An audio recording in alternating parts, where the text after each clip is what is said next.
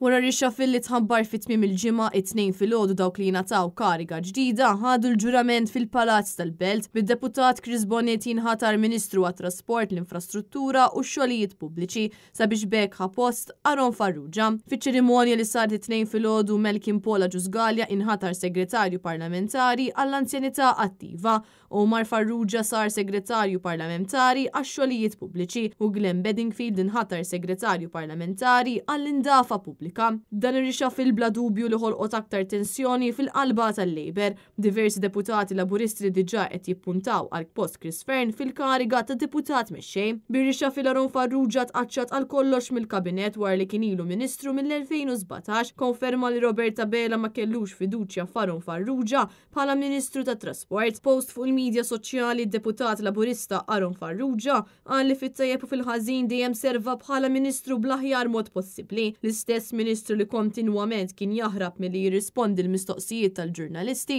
u li kien sostna l-konġestjoni tat traffiku qed jiġi kkawżata mill-festi. Iżda parti Aron Farrugia qabela ma biddel prattikament xejn u ħalla l-istess kabinet tant li l-Partit Nazzjonalista sejjaħ dan ir-reshuffle bħala wieħed kosmetiku. Dan apparti li skont dak żvelat minn sorsi mill-Kuraturi ta' Kastilja, il-Ministru Byron Camilleri u l-Ministru Clyde Caruana sabtu saqajhom sabiex jibqgħu jokkupaw il-karigi tagħhom.